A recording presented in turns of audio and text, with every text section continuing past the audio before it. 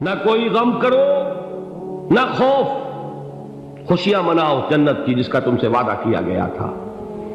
اللہ کی ربوبیت پر اطمینان جب انسان کو ہو جاتا، میرا رب اللہ ہے، ربی اللہ، انسان کے لیے نہ کوئی کھٹکا، نہ کوئی خطرہ، نہ کوئی خوف، نہ کوئی حزن۔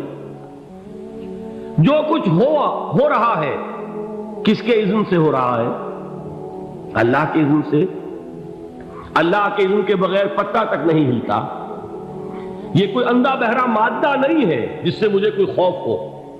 اندھا بھینسا چلا آ رہا ہو اس سے تو ڈرنے کا ہر انسان کو ڈرنا چاہیے، نہ معلوم کس کو ٹکر مار دے۔ لیکن نہیں، اس کائنات کو چلانے والا ایک سمیع و بصیر خدا ہے، وہ جو میرا دوست ہے، میرا ولی ہے۔ اللہ ولی الذین آمنوا یخرجہم من الظلمات الی النور۔ اللہ اہل ایمان کا ولی ہے، ساتھی ہے، پشت پناہ ہے، مددگار ہے، حمایتی ہے۔ بتائیے جسے یقین ہو جائے کہ اللہ میرا مددگار، اللہ میرا محافظ، اللہ میرا پشت پناہ، اللہ میرا حمایتی، اس کے لیے کوئی خوف ہوگا؟ اس سے کوئی ڈر ہوگا؟ میں مثال دیا کرتا ہوں ایک بہت سادہ، پنجاب کے دیہات کی۔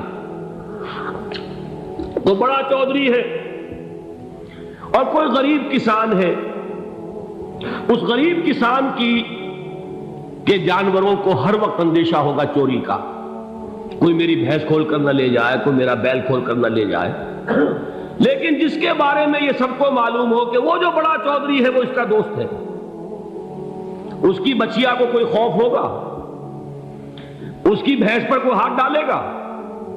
اسے کوئی اندیشہ ہوگا؟ نہیں۔ کیوں؟ کہ وہ بڑا چودھری، بڑا اس کا یہاں کا سردار، جاگیردار، سب کو معلوم ہے وہ میرا دوست ہے، کوئی میرے خلاف اقدام نہیں کر سکتا۔ اس دنیا میں یہ چھوٹی سی بات اگر آپ کے دلی اطمینان اور سکون کا باعث بن سکتی ہے تو ذرا تصور کیجئے۔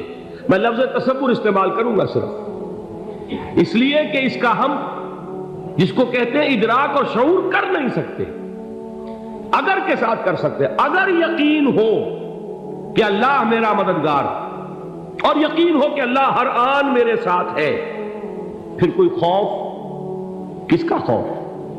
کوئی شے اللہ سے بالا تر ہے؟ کوئی قوت اس سے زیادہ طاقتور ہے؟ کوئی اس کے ارادے کو بدلنے والا ہے؟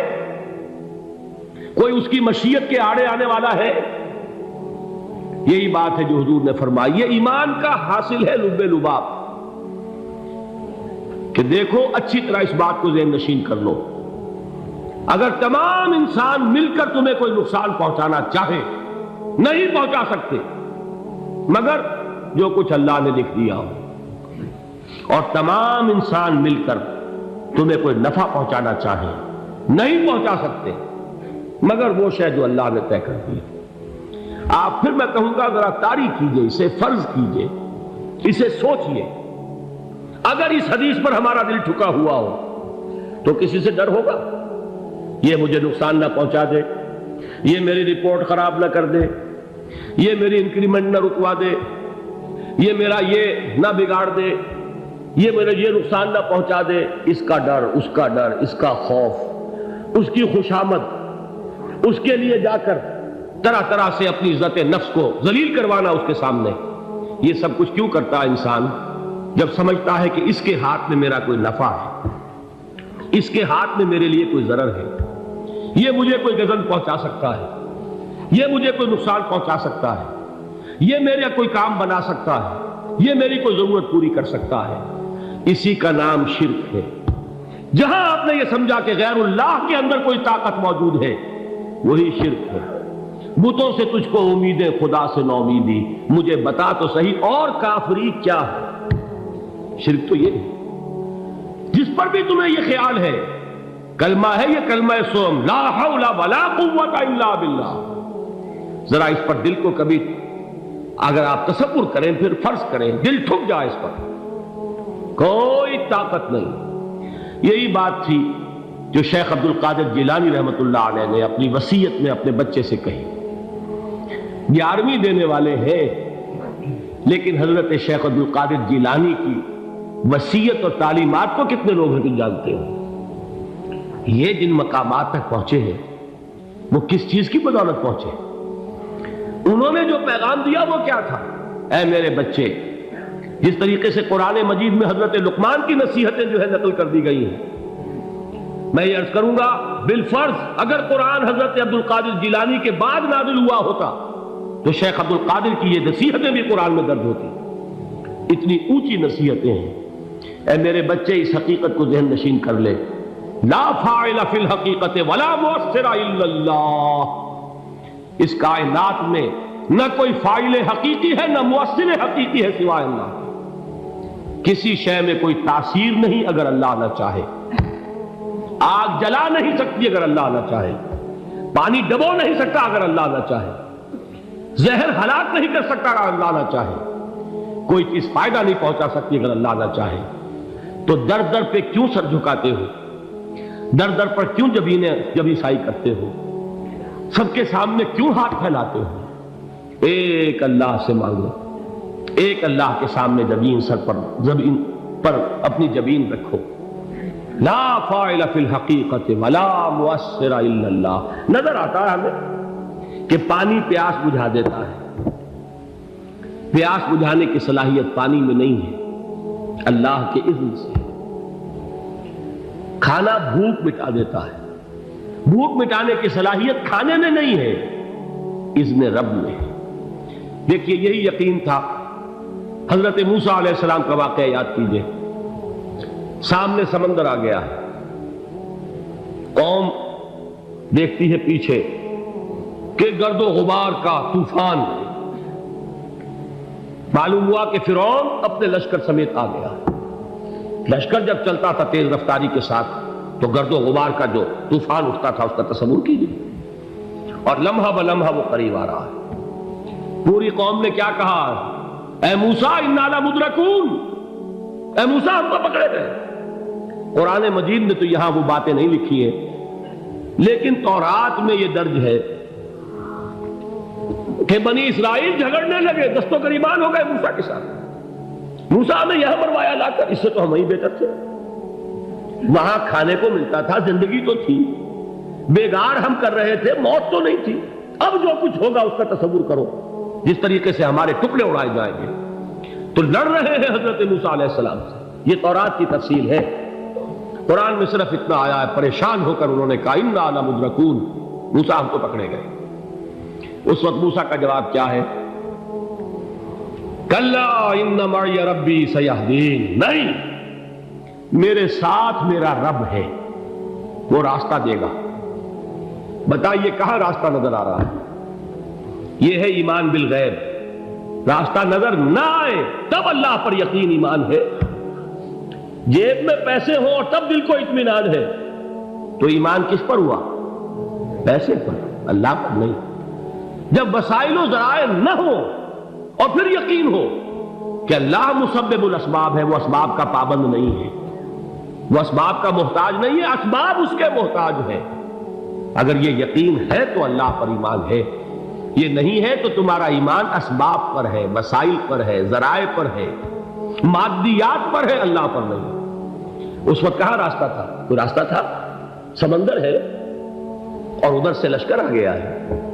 کلا ان معی ربی سیہدین۔ اب دیکھیے ایمان کہہ دینا آسان ہے، ہوا معکم اینما کنتم، جہاں کہیں بھی تم ہوتے ہو اللہ تمہارے ساتھ ہوتا ہے، لیکن اس کا یقین قائم ہو جائے تو زمین و آسمان کا فرق واقع ہو جائے۔ یہی بات ہوئی حضور کے ساتھ۔ غار ہے، چھپے ہوئے ہیں محمد رسول اللہ اور آپ کے وہ یار غار ابو بکر صدیق رضی اللہ تعالی عنہ۔ اقبال نے حضرت ابو بکر کی شان میں چند اشعار کہیں صرف، لیکن واقعہ یہ ہے کہ بھاری بھاری نظموں پر اور قصیدوں پر بھاری ہے، طویل ترین نظمیں اور قصیدے ہوں ان پر بھاری ہے۔ ہمتیں ابو بکر کی ہمت جو ہے، کشت ملت را چوں ابر، جیسے بارش سے کھیتی اپجتی ہے، ابو بکر کی ہمت اور عزیمت اس امت کو اسی طرح سینچنے والی ہے۔ ثانیے اسلام و غار و بدر و قبر، وہ دوسرے تھے اسلام میں، دوسرے پہلے کون تھے؟ انا اول المومنین، حضور فرماتے ہیں سب سے پہلا ایمان لانے والا میں، دوسرے ابو بکر۔ ویسے ہمارے ہاں یہ چلتا ہے اختلاف، حضرت علی پہلے ہیں کہ حضرت ابو بکر پہلے ہیں، لیکن اس میں بڑی خوبصورت تطبیق قائم کی ہے علماء نے، اور بہت صحیح ہے۔ چار کے بارے میں فیصلہ ہی مت کرو کہ کون پہلے، ان کی ایک عجیب تقسیم کر دی ہے۔